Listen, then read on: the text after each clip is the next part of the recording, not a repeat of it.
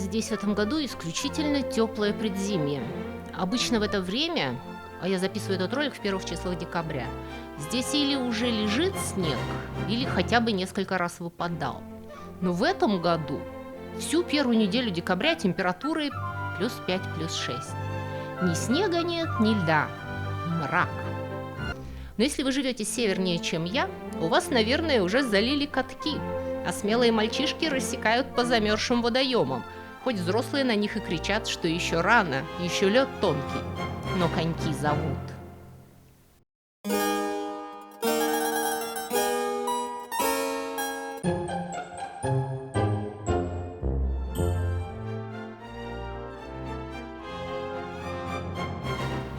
Для многих взрослых людей коньки связаны с детством, с новогодними каникулами и зимними праздниками.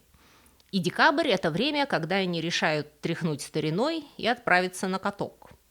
Они берут на прокат коньки, шнуруют ботинки, неуклюже ковыляют к бортику и осторожненько встают на лед. И там они обнаруживают, что лед очень скользкий и очень твердый. Стоять на нем неудобно, ехать страшно, а падать больно. И совершенно непонятно, зачем люди придумали так над собой издеваться.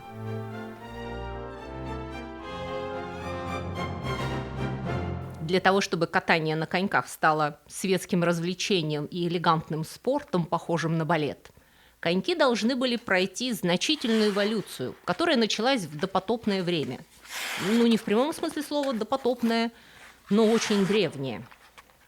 Оксфордские и Миланские университеты сходятся во мнении, что коньки были изобретены финнами 5000 лет назад. Я уверена, что они тогда еще не были финнами. И делались коньки не для развлечения, а для ускорения передвижения зимой.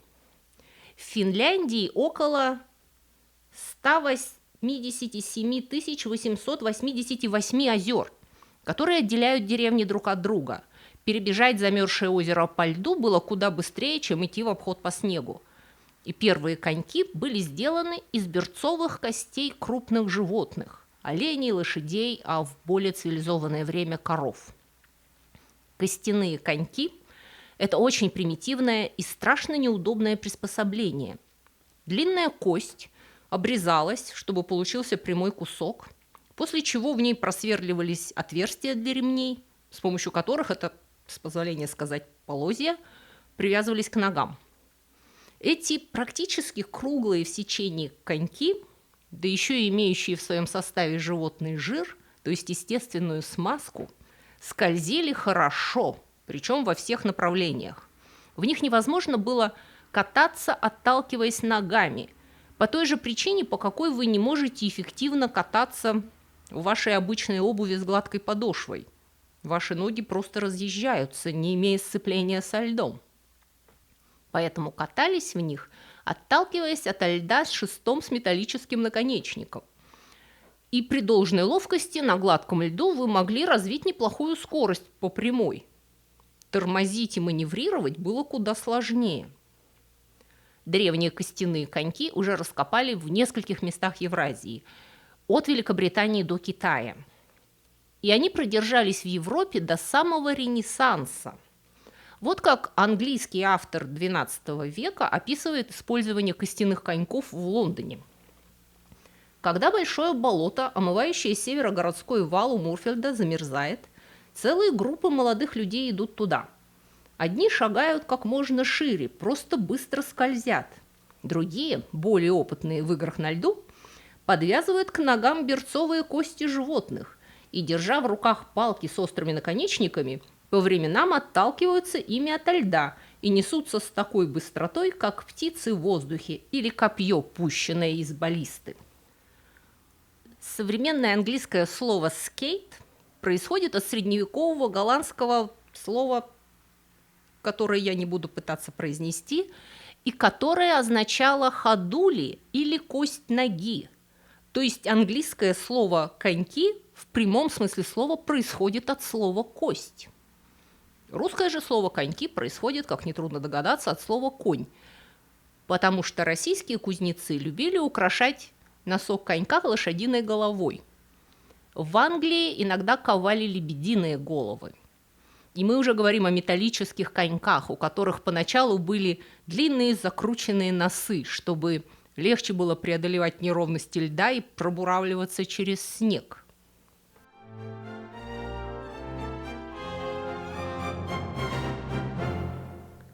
Коньки стали делать из металла примерно в XIII веке в Голландии.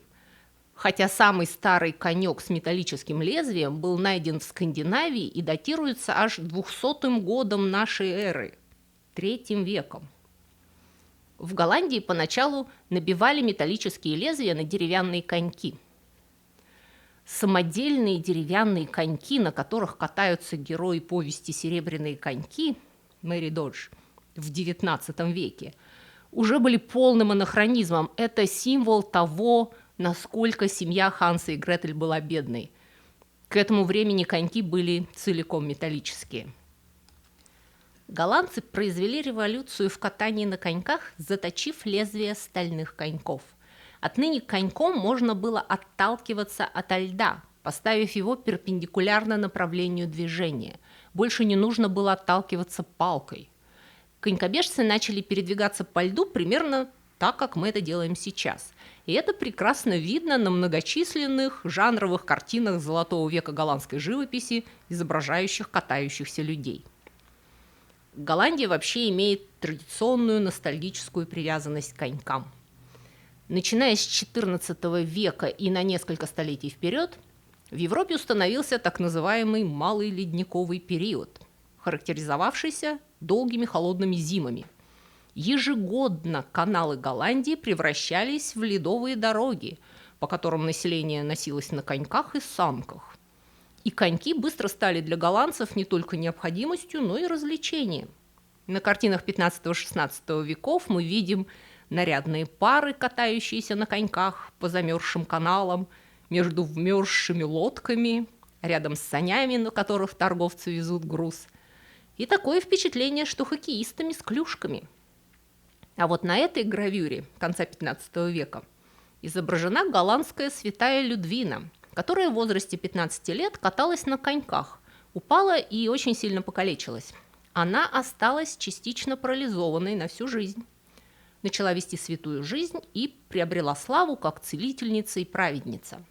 А после смерти была канонизирована как святая покровительница хронических больных и катания на коньках.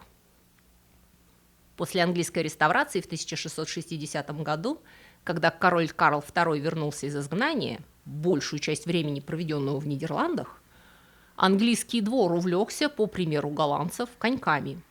В Лондоне был сооружен декоративный канал в Сент-Джеймском парке, где наш добрый знакомый Сэм Пипс впервые видит катающихся на коньках людей и замечает, что это весьма красивое искусство. 15 декабря 1662 года Пипс сопровождает герцога Йоркского, будущего короля Якова II, на прогулке и пишет, что герцог скользил на коньках очень хорошо, несмотря на то, что лед был неровный, и самому Пипсу это развлечение не понравилось. Буквально в следующем году его соотечественник, граф Карлайл, был в Москве, и он напишет оттуда: «Московиты, как и голландцы, имеют коньки, которые употребляются зимой, когда воды покрыты льдом. Однако не для путешествия, а только для упражнения и согревания на льду, чем брезгуют высокородные, но увлекаются простолюдины. Эти коньки сделаны из дерева, внизу с длинным узким железом, хорошо полированным и загнутым спереди, для того, чтобы железо могло лучше резать лед». То есть россияне катались на коньках по меньшей мере за 30 лет до того, как Петр I отправился с Великим посольством в Голландию. Петру, кстати, приписывают первую попытку революционизировать крепление коньков к обуви. Поскольку никаких специальных конькобежных ботинок тогда не было, люди катались в той обуви, в которой обычно ходили по улице. И коньки довольно ненадежно привязывались к ногам кожаными или веревочными шнурками. Так вот, говорят, что Петр I однажды просто привинтил коньки прямо к одной паре из своих сапог и лихо подъезжал на них к верфи, где проходил стажировку. То есть царь, конечно, мог делать вид, что он пребывает в стране инкогнито и работает простым плотником, Но в отличие от простых плотников, у него было достаточно сапог, чтобы потратить одни из них на коньки.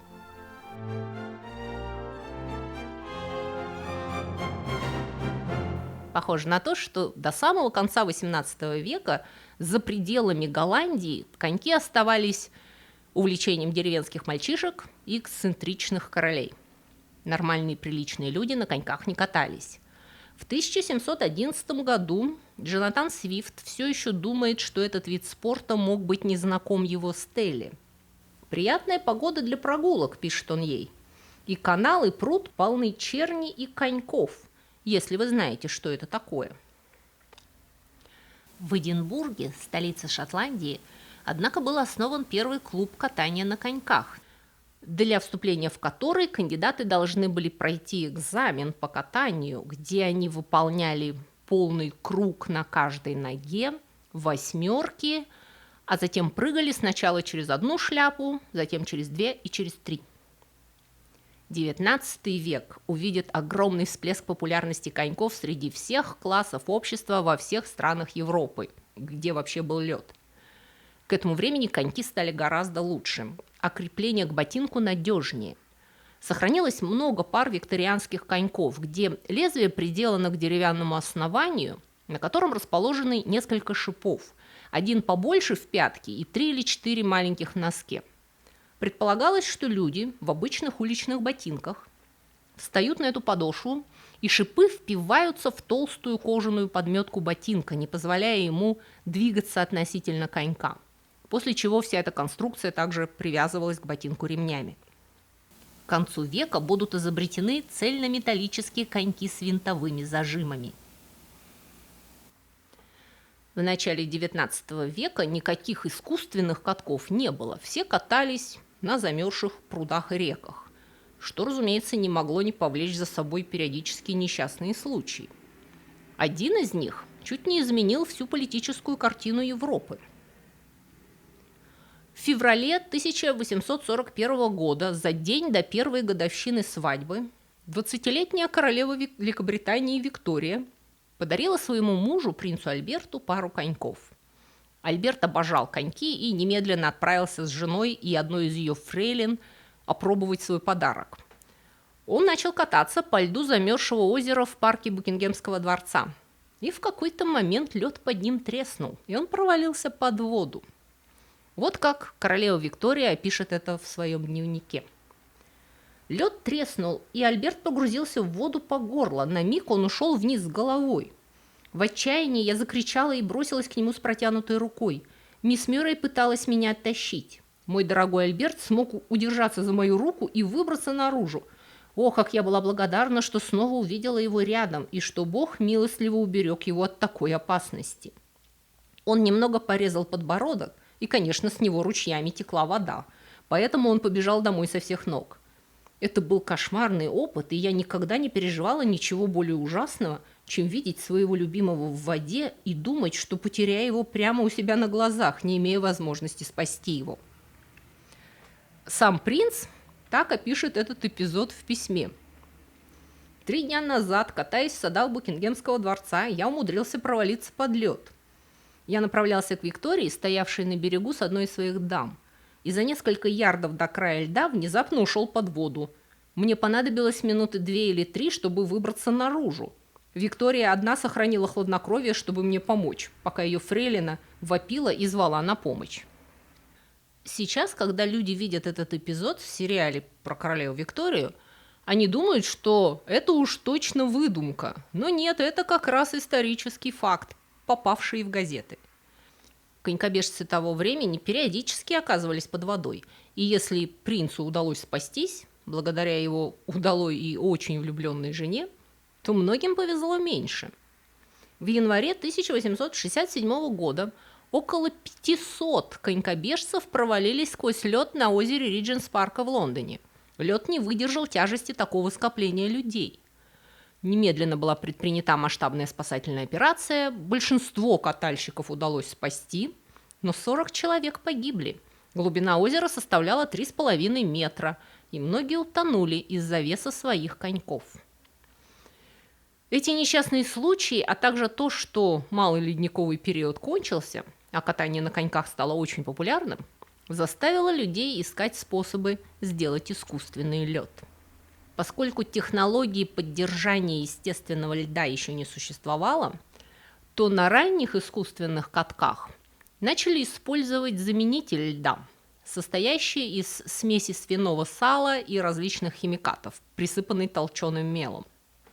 Первый гласиариум, искусственный каток под крышей, открылся в Лондоне в 1844 году. Площадь его составляла 3000 футов, стены были украшены альпийскими пейзажами, и внутри играла живая музыка. Несмотря на то, что каток посещали принц Альберт и другие особы из королевской семьи, каток не стал коммерчески успешным. Поддерживать искусственный лед в порядке было трудно, и смесь порядочно воняла, поэтому кататься по нему было неприятно, и люди предпочитали рисковать жизнью на реках и озерах. В 1870 году ветеринар Джон Гэмджи запатентовал процесс для заморозки мяса для импорта баранины из Австралии и Новой Зеландии в Европу. И через несколько лет он возродит гласиариум, создав в нем настоящий искусственный лед. С помощью паровой машины сильно охлажденная смесь воды с глицерином прокачивалась по медным трубам, погруженным в воду, и вода замерзала. Снизу все это было тщательно изолировано шерстью и землей. Это был весьма эффективный, но чрезвычайно дорогой способ создания льда. И несмотря на высокую цену билетов, точнее, членство в клубе, поскольку кого попало на этот каток не пускали, каток не просуществовал и 3 лет и разорился. Но подобная технология, использующая разные холодильные машины для охлаждения глицерина, начала совершенствоваться, и вскоре катки с искусственным льдом распространяются по всему миру.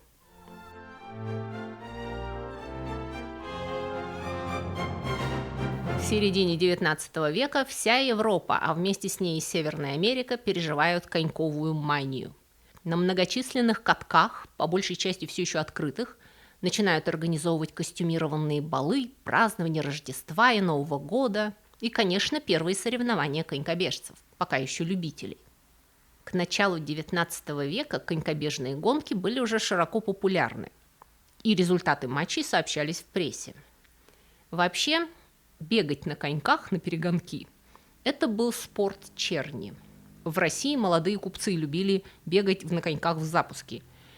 Изящная же публика предпочитала соревноваться в начертании на льду вензелей и геометрических фигур. И оттуда пошло фигурное катание. Поначалу никто по льду сильно не скакал, и фигуристов оценивали по точности, с которой они чертили по льду узоры. Чистая публика фигуряла в ярких спортивных нарядах, девушки катались в укороченных платьях, что вызывало негодование моралистов. Помилуйте, у барышни все ботинки на виду. Дамы, не желавшие рисковать здоровьем и репутацией, катались в специальных санях, которые толкали перед собой услужливые кавалеры. И вот, к примеру, молодая королева Виктория, укрытая шкурой какого-то африканского зверя, и ее толкает красавец Альберт. К этому моменту помешательство коньками докатилось и до России. В 1863 году князь Мещерский рассказывал: «Стариками, старухами, зрелыми и незрелыми овладела лихорадочная страсть покупать коньки, надевать их, скакать в таврический сад, падать раз 20 за минуту и т.п. Нашлись люди, которые по утрам после чая или кофе вместо чтения газет или служебных занятий надевали коньки и летали по всем комнатам под предлогом приготовления к таврическим катаниям». Каток таврического сада был так популярен у столичного бомонда, потому что в этом охраняемом саду, относящемся к системе царских дворцов, катались на коньках цесаревичи, сыновья Александра II. И поэтому все, кто хотел продвинуться в петербургском свете, норовили попасть на этот каток, надеясь на неформальную встречу с членами царской семьи. Петербургский народ попроще и подемократичнее вовсю катался на Неве. И просто катались, и играли в хоккей с мячом. К концу века ироничные журналисты замечали, что в Петербурге каждая речка и лужа зимой заняты катками. Помимо диких катков с плохим льдом, существовали чрезвычайно ухоженные частные катки с целым штатом прислуги, которая ежедневно обрабатывала лед, поливала его водой из лейки, заполняла трещины и выравнивала поверхность. На Юсуповском катке каждый февраль проводились шикарные проводы зимы с карнавалом и ледяными дворцами, освещенными электрическими лампочками. В Москве на всех знаменитых прудах – Пресненских, Патриарших, Чистых – зимой тоже организовывались катки, ставились горки, протягивалось освещение, устанавливались павильоны, где подавали чай и другие подогревающие напитки. По вечерам и праздникам играла живая музыка. На праздники устраивали выставки ледяной скульптуры. Существовал прокат коньков, и специальные служители навинчивали коньки вам прямо на уличные ботинки винтовыми зажимами. Ване Карениной такого служителя Толстой называет катальщиком. В 9 главе первой части Левин встречается на катке с Кити, и вся сцена полна романтики, радости, теплой интимности, которую давал каток влюбленной паре. На катке молодой человек имел полное право поддерживать девушку, уберегая ее от падения.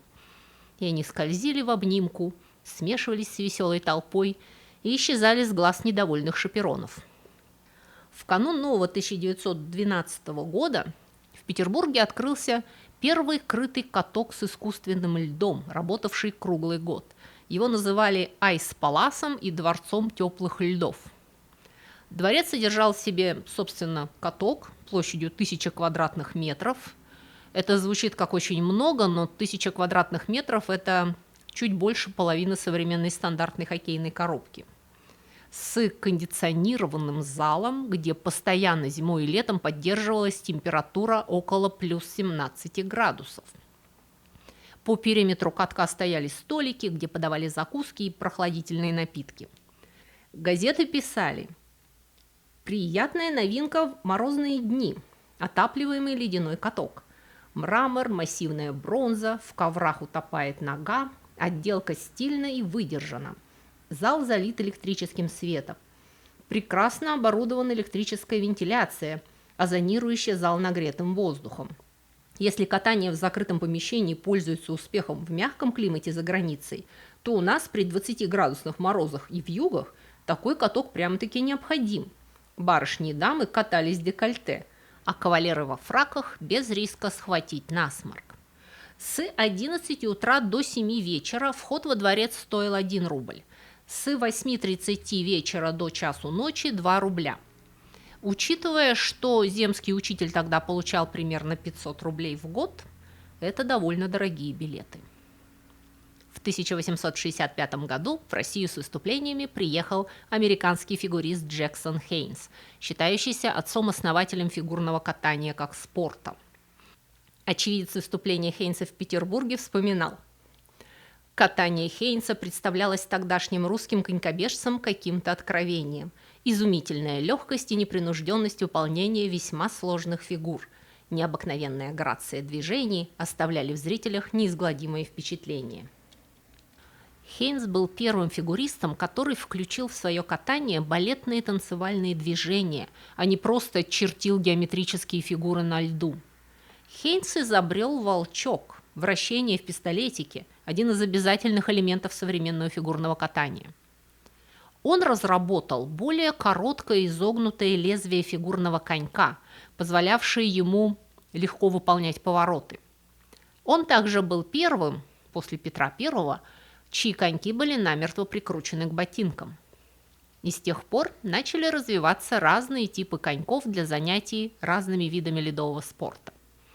Вы, думаю, легко отличите фигурные коньки от хоккейных и от гоночных, даже если сами не занимаетесь ни тем, ни другим, ни третьим. Фигурные коньки имеют зубчики на носу, хоккейные коньки заметно полукруглые для маневренности. Хоккеисты фактически стоят не на полной длине конька, а на нескольких сантиметрах сложной дуги. Конькобежные коньки не только очень длинные и почти прямые, но, между прочим, не совсем прямые. У них есть радиус кривизны, просто он больше 20 метров. Они к тому же крепятся к ботинку только носком, так что пятка конькобежца на каждом шаге отрывается от конька. Поэтому их еще называют клапы, потому что они на каждом шаге делают клап-клап-клап. Клапы также плоские в сечении, в них нет двух ребер. Фигурные и хоккейные коньки имеют борозду вдоль всей длины конька, вдоль всего лезвия, такую канавку, создающую два острые ребра, внутренний и внешний, которые фигуристы и хоккеисты используют для разворотов и для быстрых остановок, и для равновесия. То есть каждый полос конька представляет собой крошечный катамаран. Но если ваша задача не столько маневрировать на льду, сколько двигаться как можно быстрее по прямой, то этих двух граней вам не нужно, и гоночные коньки имеют плоскую поверхность соприкосновения со льдом. С самого начала 20 века коньковые виды спорта начнут расходиться и специализироваться. Фигурное катание станет любимым зрелищем самых широких масс и культовой программой, вошедшего в нашу жизнь в середине века телевидения. Хоккей из детской игры превратится в профессиональный спорт. Конькобежцы на длинных трассах начнут развивать умопомрачительные скорости выше 50 км в час. А люди неспортивные будут приводить на каток детей и встречаться там по вечерам с любимыми, потому что коньки продолжают дарить нам романтическое, ностальгическое ощущение праздника, веселья, юности и шалости. Как у вас обстоят дела с катанием на коньках? Я в детстве очень любила кататься и хорошо каталась, у меня были свои коньки. Но потом я забросила это дело и теперь выхожу на лед, может быть, раз в 3 или 4 года. И моей главной задачей остается не покалечиться. Чего и вам желаю. На сегодня у меня все. Спасибо вам за внимание и до скорой встречи.